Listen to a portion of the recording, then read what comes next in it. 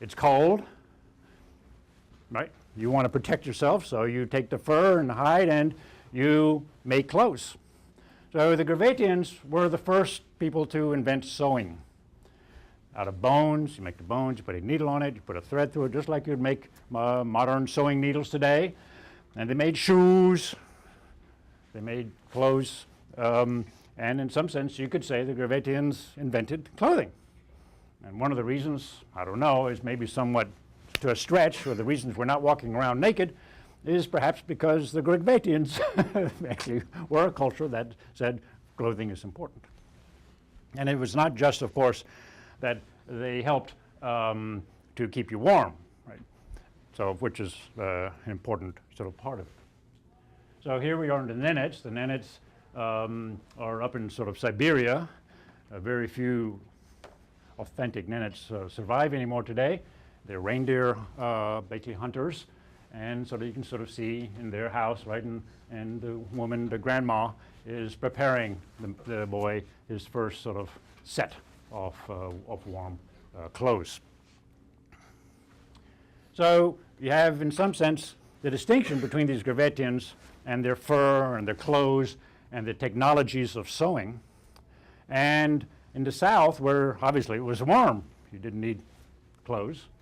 And another sort of technologies, of course, but not precisely the technology of sewing, which included, of course, another aspect of genderification, because it was largely the women who wind up doing all the work in the world. Well, they're also the ones who are going to do the sewing, right?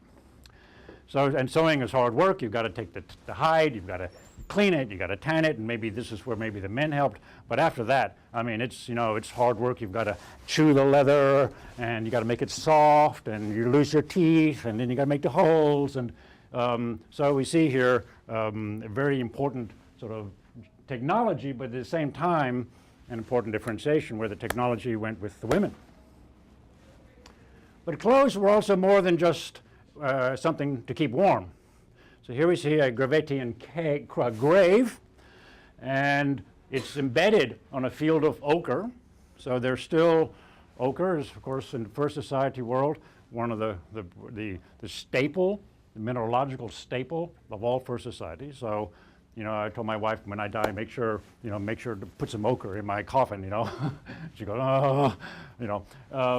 But so you see the ochre still there, and you see this man, and you can sort of see already from the grave, there's a very special jacket that this man is wearing.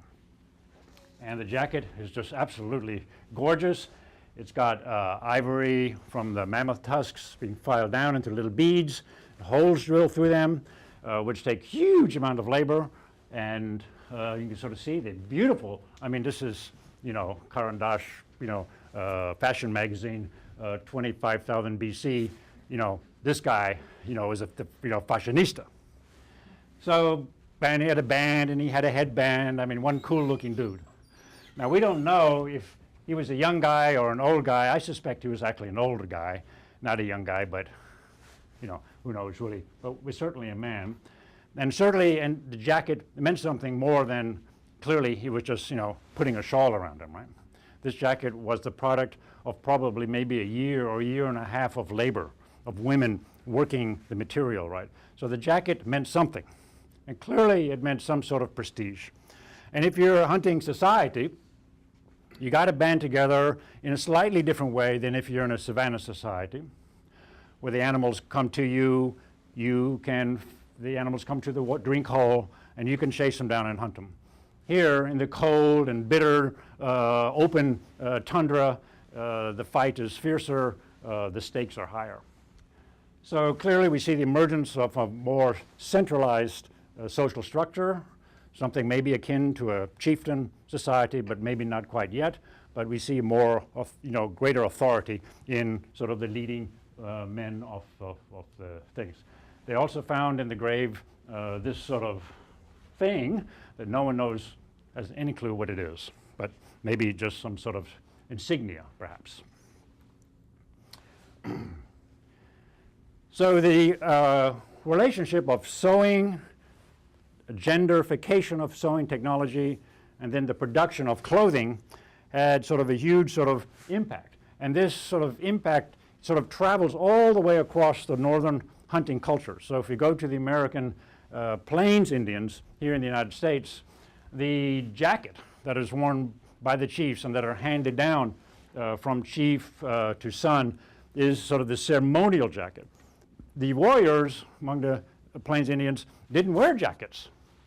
They were warriors, they were outside. You know, they wore leggings perhaps, but the ceremonial jacket was only worn sort of by the chief. So the question is the Gravettian jacket a chieftain jacket?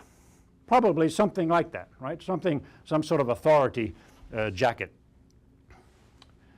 So we see this emergence of a different cultural order with new sets of technologies and sort of new sort of ways to sort of demonstrate that. So organized communal hunting, the sewing, ceremonial shirt.